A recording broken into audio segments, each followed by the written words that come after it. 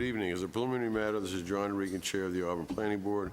For me to confirm that all members are present. Members, when I call your name, please respond in the affirmative. Ronald Brooks. Here. Glenn Feldman. Here. Town officials and employees participating when I call your name, please respond in the affirmative. Town planner, Dr. Adam Menard. Here. Staff Assistant, Danielle Chamberlain Roberts. Here. Good evening. This open meeting of the Town of Auburn Planning Board of Tuesday, September 24th, 2024, now called to order at 7 p.m. This meeting is being conducted as a hybrid format under Chapter 22 of the Acts of 2022. For this meeting, the Planning Board is convening in person and by remote access. The remote access information has been posted on the town's website identifying how the public may join. Please note that the meeting is being recorded by Auburn Cable Television. Is there anyone here in the audience tonight that is recording tonight's meeting? Being none, accordingly, those members of the Planning Board, employees, and members of the public who participate remotely, please be aware that other folks may be able to see you, and please take care not to screen share your computer. Anything that you broadcast may be captured by the recording. Please rise and join us in a salute to the flag. Pledge allegiance to the flag of the United States of America and to the republic for which it stands, one nation, under God, indivisible, with liberty and justice for all.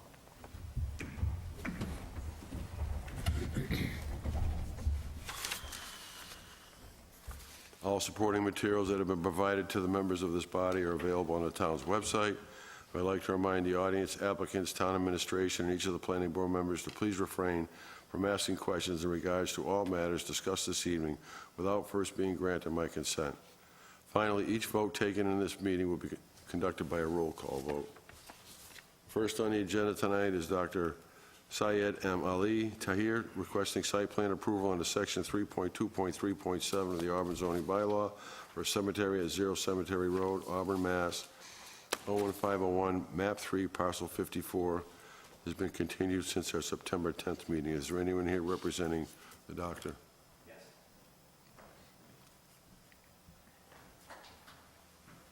Hi, I'm Todd Curtin from Ty and Bond. So we have responded to a second set of comments, and we turned that in last week. We had forwarded that over to Graves Engineering. I don't know if Adam's heard anything since then. We've reached out, and we're waiting to hear back ourselves. It's the last set of comments we're expecting, we're hoping. So we're not sure where the board would stand relative to any kind of conditional approval, or is that really all we're waiting on from your perspective?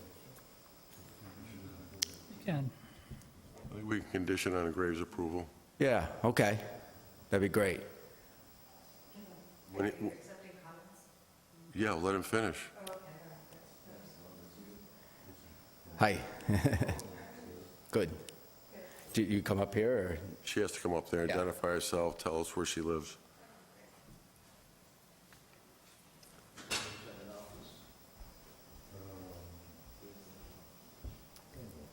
I'm Michelle Colross, 30 Collier Way. So I was just wondering if I've read all of the notes from both the last meeting and all of this. So do you know where the dirty fill is coming from that's going to go on top of the 8 feet? Not on top, the top will be clean. The top's going to be clean, and then okay, so the top's clean. So the bottom, the underneath, the 100,000 cubic yards, where that fill's coming from? So I'll just hit, I don't know if it's public. No, you can answer her. Okay. Okay. So what happens is typically, like a good example right now, there's less than RCS1 soils that are being generated from a project right on 495, right by the highway, right by Mass Pike. So it's like mildly and or very low contaminated soils. They're just, projects like that come up, and that's what we're hoping, we know they come up a lot in the state. So they would probably be Massachusetts, because the shorter distance of trucking is going to be a cost saver for whoever's trying to get rid of the soils. But it's usually displaced soils that are, Yeah, I looked it up. yeah, Yeah, it's supposed to be schools or houses or something that's like less than 500 feet within a waterway that you're using for ours. in this, soils. yeah, in this case, with a similar soil provision, because we already have contaminated soils, much higher contaminated soils remaining on site. Like they're undisturbed at this point, Yeah, right? as far as undisturbed, yeah, they're, Right. yeah, as far as being, Right. that are there, yeah. Yeah, okay. So hopefully that's going to happen. Is there, it doesn't look like best management practices are going to be done after, because this, from everything that I'm reading, which it doesn't look like you guys, Dr. Menard, it doesn't look like you said that you needed conservation's approval before moving forward with this? The last notes, I'd have to double check if they've gone through conservation, if they have gone through it conservation as hasn't well been as ZBA. approved. We're waiting the same game So- almost, they're at the same point. Yeah. Yeah, we've been in front of them a couple times. Okay. I'm on conservation. I need to Oh, just say okay. that. I'll just tell you that. So what I need to try and understand is there going to be any oversight for, this drains directly into Stoneville Reservoir. And it says that, like here, which I don't really completely understand, that it doesn't impact a wetland, and it does. This is not conducive to my notebook here. Hold on. Because in this report, and it says under the checklist, that there's no disturbance to any wetland resource area, but in the notes here at the beginning, it clearly says that it does. Relative to the property, we don't have any wetland. Yeah, that sounds like it should be On page, less the conservation. well, it's not really, it's you guys. So it's the peak, so when they're actually building, if you look at 3.3, at the peak discharge rate, it says that it's going to be, they're redoing a new wetland. So it's saying it's going to be a new wetland. Excuse me, have you gone before the Conservation Commission? I, I'm not asking you, I'm asking him. I what? Have you gone before the Conservation Commission? Yes. And you got approval from the Conservation Commission? no. We have the same, they were waiting for the Then this stormwater needs to wait report. for the Conservation Okay. Commission. This is I a just planning board wanted meeting, to- not a okay, Conservation so- Commission meeting. So this is you guys. If you guys approve this tonight, is there going to be, well, it alerted me because of Dr. Menard's comment in the notes from last meeting that you guys could approve it, it looked like, without going before the conservation. That's. We can okay. approve it, but we condition it on approval from the Okay, Conservation. all right, okay, sorry, all right, then I'm done. Thank you. Thank you. Any other questions from anybody? You said it, the brook where that would run through would eventually go into Stoneville, lower Stoneville?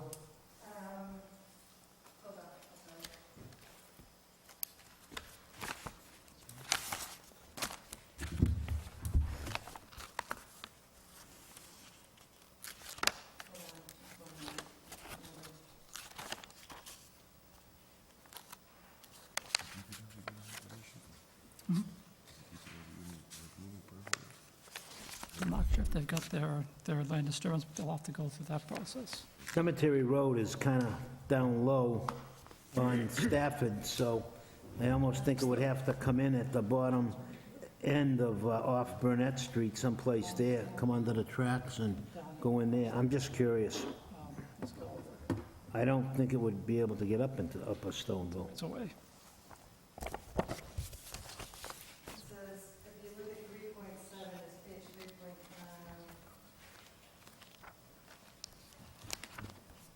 3.9. The site discharges stormwater runoff to wetlands located to the east project, which ultimately discharges to Stoneville Pond. There are no impairments listed to Stoneville Pond in Massachusetts, your 2022 integrated list of waters, and it's not anticipated that there will be a problem. But my questions are, if, I know it's not anticipated, nobody anticipates having an accident either, that's why we have insurance. If there is a problem, do the Auburn residents pay for it, or does the doctor pay for it?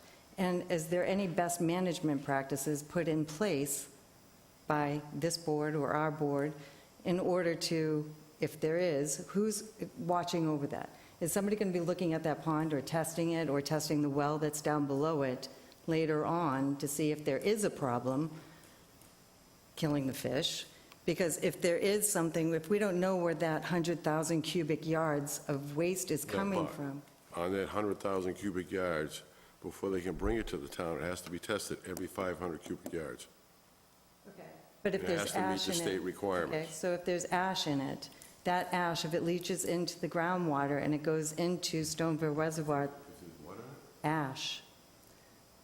So you're saying if there's ash, because the last time that we talked, there was, ash could be a contaminant that's in that soil. If that ash leaches down into the groundwater and goes into Stoneville Reservoir, that kills fish, because it helps grow the weeds, which actually enables a swamp. You taking a look at Eddie Pond? But at least the town of Auburn actually helps Eddie Pond. The town doesn't own Stoneville Reservoir.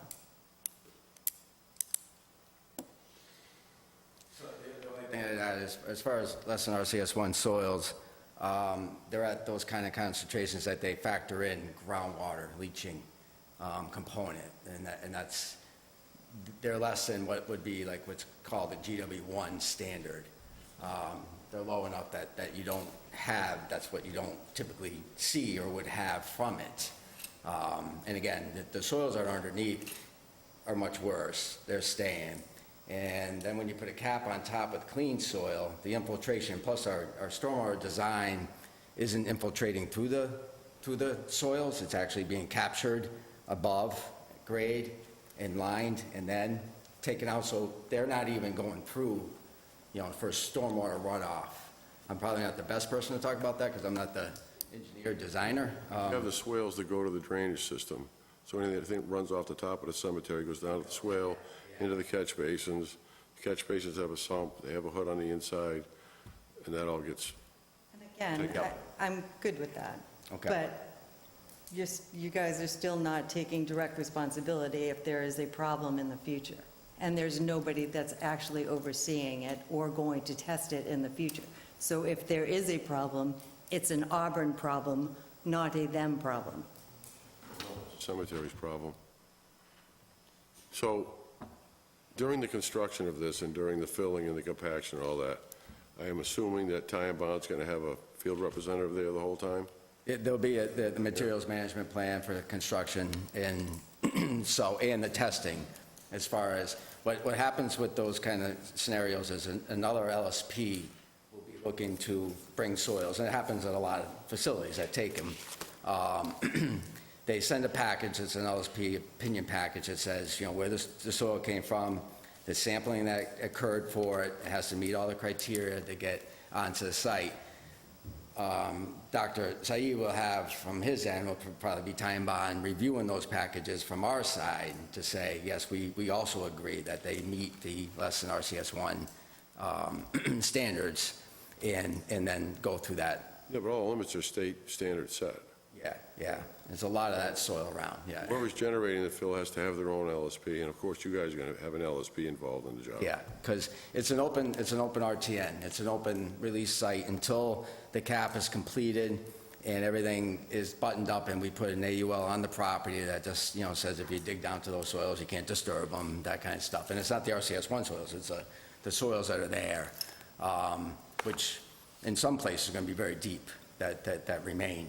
So there'll be an activity use limitation on the property that has all the protections relative to keeping the cap in place And, really, if there's any kind of development beyond the cemetery, which would never have to go through a lot of channels that change the site use, that's all protected, through the AUL. So until everything's done, we can't close that release tracking number out and with a permanent solution statement with an AUL on the property. That's the ultimate goal. And the state finally gives the final approval, don't they? They do, it's a privatized DEP. program. Yeah, the Massachusetts Contingency Plans to privatize program. They have, any AUL gets audited at any time, but we've had dialogue a year ago with Mass DEP, Bureau of Wayside Cleanup, and we do plan on going back to them. It was always like, which one do you go first? We're hoping to get the permits and then go back to them and explain where we're at and work with a contractor that does this kind of stuff. Like, there's a few of them out there. There's a couple that are close, that have facilities that are close that do this very type of work, quarries or anything else. But we're not looking for some of the larger reclamation projects like those. There are the greater than 100,000 cubic yards where you trigger the need for a administrative consent order through the town. We're not doing that. We're just trying to get enough to raise the grades at the site, make this a doable project as well. That's the other thing. It's a lot of soil to make that a flat, relatively flat cemetery use, even if we didn't have this situation with the contamination. So that's what we're up against. And ultimately, it serves a good purpose relative to capping the soils that are there. Just remain concerned of ash. Can we make it so we don't bring any ash in? It's not, less than, but they can contain a little bit of ash. It's typically what you see is less than 5% of, urban fill type soil. You'd be surprised how, if you're digging your backyard in an urban environment, the types of contaminants that are present, and coal ash could be present. But typically, the less than RCS1 facilities, what they do is you have less than 5% debris, and it can be as low as less than 1% ash, if that's the case. But ash will show up. The type of metals that you typically see in ash are metals, mostly lead, and PAHs are a subset of semi-volatile organic carbons. They don't travel well. They're the kind that bind to soils. That's their typical nature. So those are what you typically see in urban fill. They're more of a soil issue than a groundwater issue.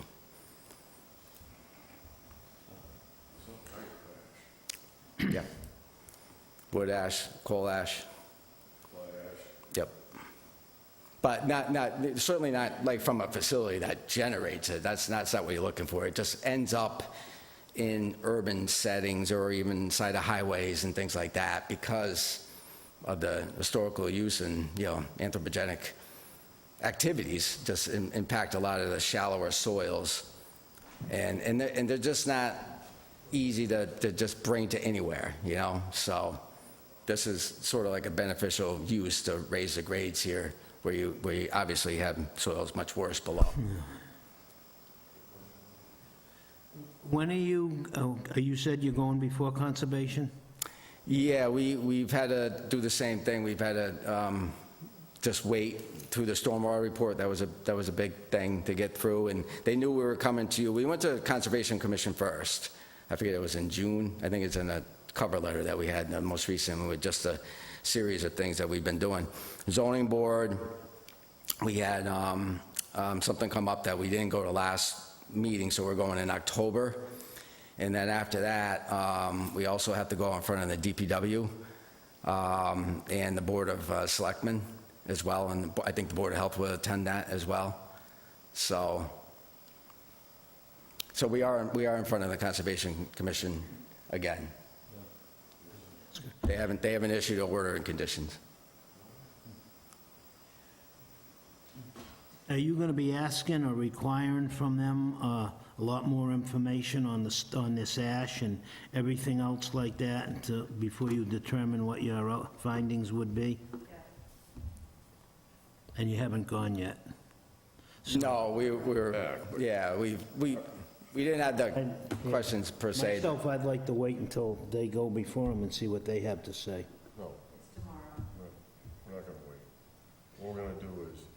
decide to approve this tonight, it's based on the condition that they get passed by the Conservation Commission, they get passed by the DPW, they get all the permits in order, and then they can go. If they don't meet any of those requirements, and they meet Graves' requirements, then it doesn't go. And we can I just don't want to condition waste all anybody those else's time bringing them back here again. Okay. For the chair, conditioning that any applicant meets all town, state requirements is always a standard condition. Conditioning that any applicant meets all local boards, Yeah. committees, as well as state requirements is And always, that it gets always a standard positive requirement. vote from the Conservation Commission to continue, and from the zoning board and DPW. Yeah, we obviously can't move forward without an order of conditions No. from Conservation Commission too, so. We're just here for the site plan. That's what we look at. As far as conservation, it's out of my realm. DPW, it's out of my realm. So, Glenn, do you have any questions? I do. I have a quick question for Michelle. Is there any evidence that the contamination that's already there in the soil has damaged Stoneville Pond at all? In this report, it says as of 2022 that it's fine. That what was concerning to me was bringing in 100,000 cubic yards of dirty fill. I understand that they're putting clean fill on top. That, but it's a cemetery. They're going to be disturbing that. I don't know how many times. And we are relying upon other people not to disturb that cap going into dirty fill. That will be disturbed, that could be going down into that ground table. And without anybody going in and testing that, without anybody looking at any further Stoneville Reservoir for contamination, or that well that sits below it, that's a problem to me. Like, that's So- what I'm having a problem with. In elevation, do we know the elevation difference between the existing elevation that's there now and what our final grade's going to be? We do. I think the highest point difference is almost close to 30 feet in one area. What's the lowest? And the lowest, down by the roadway, in which we have a groundwater monitoring well right there, we've had no detections in that well relative to there's a standard that you compare it to for drinking water standards, and then there's the standards that you look at for what's called GW3 standards. That's for potential impacts of downgrading surface water bodies. We haven't come close to exceeding those GW3 standards in groundwater on the site and the monitoring we've done.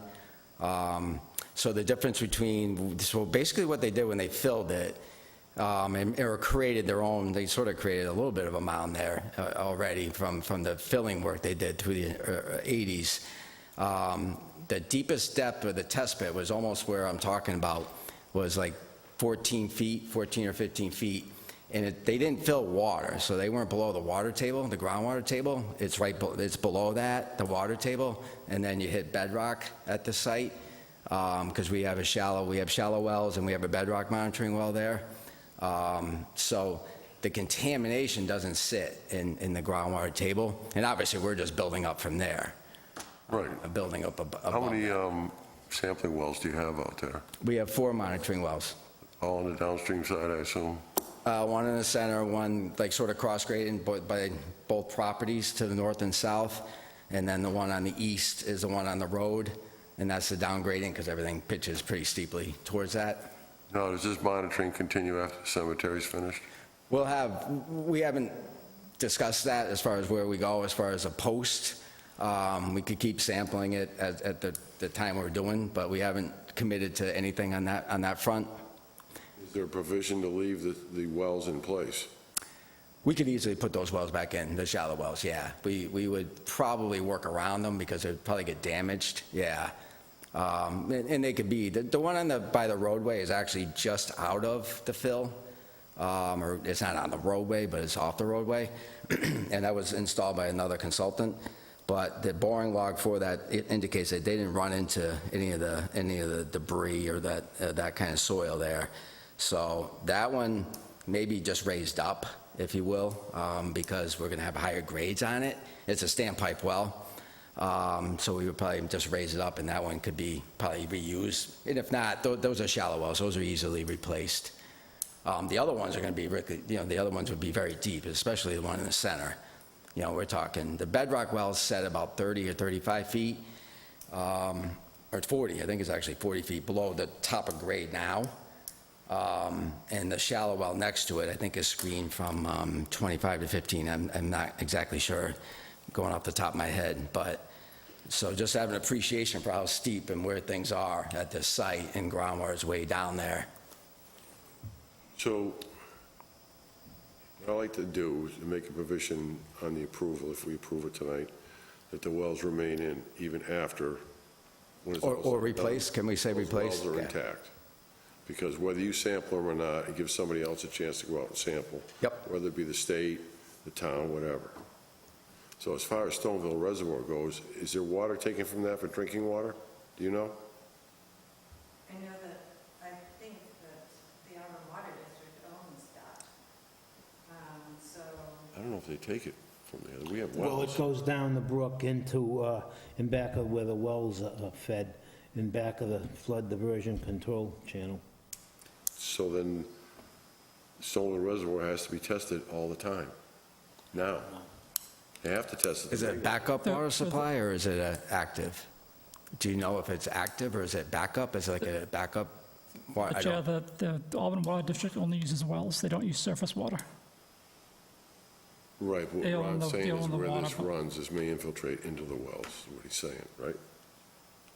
Infiltrate into the well. Yeah, definitely infiltrates the wells, yes. Yeah, I think- so I'm sure they test the water. They have to. I don't know if it's a backup or not, I I have don't know no what the idea. testing requirements are. So we're out of the Zone 2 for that. I don't know if you know what Zone 2, that's a area, sort of protective area they put around those. I've seen the Zone 2 mapping to the southeast of our site, but we're not in that area. Our site's a distance away from it, so, and again, the biggest thing for what you're sampling groundwater for is to see if there's that component that it's getting into groundwater that would then ultimately make its way to a wetland that may connect to that. But we haven't seen anything like those kind of numbers in groundwater from a site that's been stagnant for a while, but, it's been there, and all the material's there. Anybody else have any questions? Michelle, have any more questions? And that's what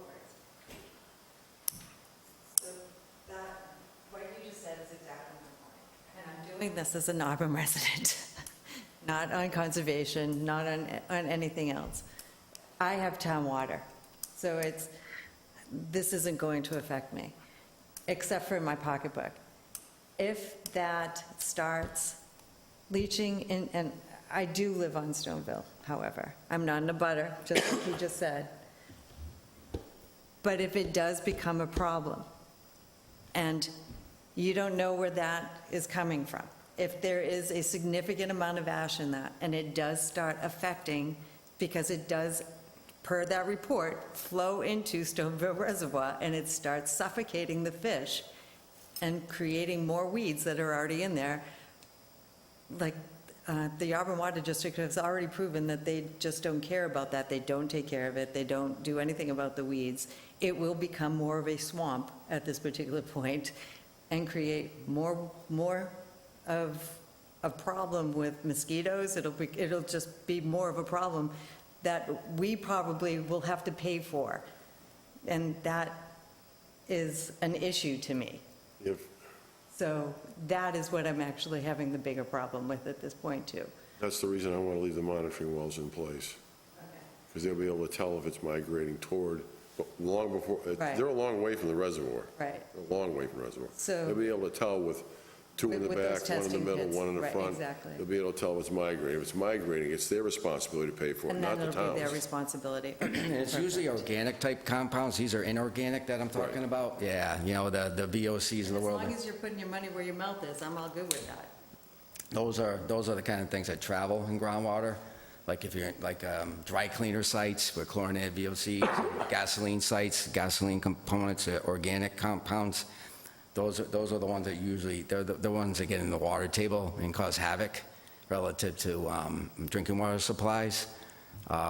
So that the metals and pHs are basically, they bind to soils. That's what they do. They're a soil problem.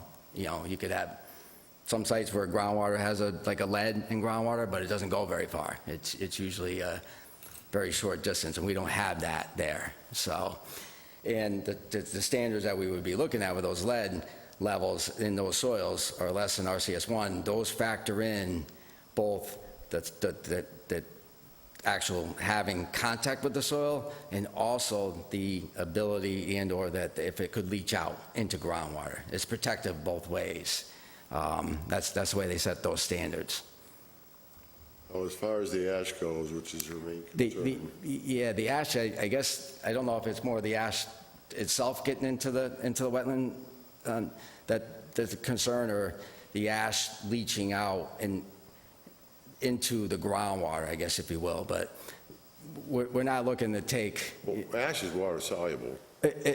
Ash is like, again, in urban fill, like we would have a limitation of how much, you know, we're not looking to take. What's that limitation?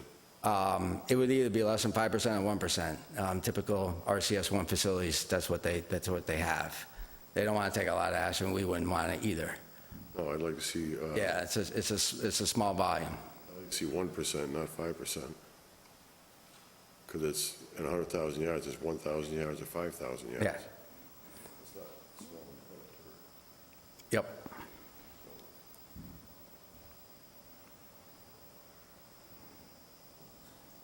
We're gonna leave the wells in place, leave them intact, so they can always be sampled.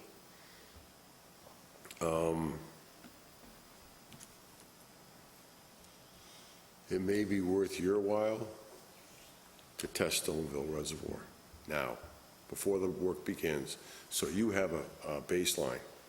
If anybody comes back and says this, that, the other thing, you say, look, we got our wells, this was the baseline, it's what it still is. The challenge with sampling any kind of surface water body that far away or anything with a reservoir is where to come from. You know, like if you start opening a can, or unless you have indication from your property that you're impacting that, which we don't, you have so many other contributing sources that could be it. I would think that they have some information on testing that, if that's, I don't know the status of that reservoir, so I don't know if it's a backup or is it like, Well, you tested it. It's tested. How did you get this report? Like it said that in We didn't. 2022 when you tested it. we didn't test that. No, that's like a state thing that's done. We're just using the information from it. It's Okay. not from us testing anything. Yeah. They're very protective, obviously, of... You have to. So, yeah, we wouldn't be testing. In fact, we probably wouldn't be allowed to test. I don't think, unless we had a real strong reason. I mean, they're doing it. Well, It's- if the state's tested it, we do have the baseline. Yeah, That's all I'm concerned about, we have a baseline. Yep. Because anybody could dump ash in that pond at any time and blame it on you. That's all I'm saying. You have the baseline, you have the proof of the wells that's not migrating. You guys are all set. But if it does show in the wells that it's migrating, then it's up to the owner of the cemetery to pay for all damages because it's coming from his property. So the town would not be on the hook for it. And neither would, you on Auburn Water District or Elm Hill? All right, so. You all set, Ron? You all set, Glenn? May I have a motion to approve with the following conditions? Close the hearing first. That's right. I'll make a Motion. motion to close the hearing. Have a second? I'll second it. All those in favor, Glenn? Aye. Ron? Aye. Myself, John Regan, and aye. It is a vote. May I have a motion to approve with the following conditions? They meet all the criteria, get approved by the Conservation Commission, the DPW, and all state standards. Conservation, DPW, there was one other. All state standards. DEP.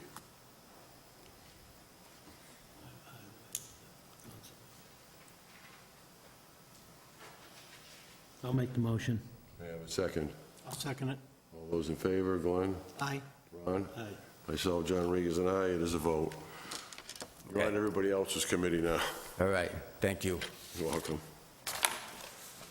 Next on the agenda is applicant J.P. Morgan, requesting special permit and site plan approval under section 3.2.5.11 of the Auburn zoning bylaws for a bank with the drive-up through at 368 Southbridge Street, Auburn, Mass. 01501, map 33, parcel 81. Continue from our September 10th, 2024 meeting. Okay, I see somebody's already up there representing you. Before we get into any of this, we don't have enough guys to vote. We need a quorum of 4. Understood. For the record, good evening, Mr. Chairman, members of the board, Attorney Matt Eckel with Fletcher Tilton on behalf of the applicant. You beat me to the punch. We're going to respectfully request the continuance so we can have a full board at the next hearing. I do have a couple comments, though. And if you look at any previous planning board meetings for the last 6 years, you know I go nuts over this stuff. I look in the details. You tell me what's equal to LeBaron Foundry. LeBaron Foundry hasn't existed since 2008. Get it out of your cut and paste. It drives me insane. The other thing I thought of is on the water lines coming, the water line coming in with the hydrant. If you have the water line coming into the building, you have the fire line, which is 6-inch, I believe. And then you have a 2-inch, is it a 2, I think it's a 2-inch domestic? For the record, Nick Dewhurst with Bowler. Yeah, I can double check, but it's either 2 or 1.5 typically. Domestic doesn't matter, I know they're separated, so that's all I care about. But on all your fittings, you got rods holding the hydrant, Megalugs. This is 2024, nobody uses rods anymore. Megalugs and thrust blocks for the belt and suspenders. Okay. That's standard on everything now. I mean, most water departments require that. Most engineers require it from the contractors. It's usually in the specification. It may be in the specifications here, and it's not shown here in the detail. I don't know. I don't have the specs, but that's the only comments I had on it. So,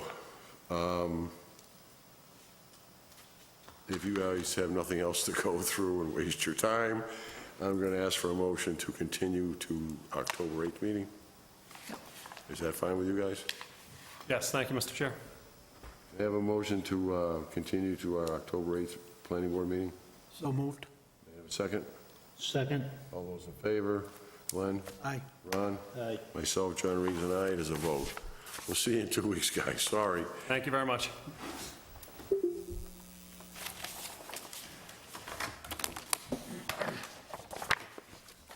Applicant CEMS LLC, care of Henry Reznikoff, requesting a special permit and site plan approval under section 3.2.5.3 of the Auburn zoning bylaws for a coffee shop and other site improvements at 602 Southbridge Street, Auburn, Mass. 01501, map 56, parcel 148. Continued from our 9/10/2024 meeting.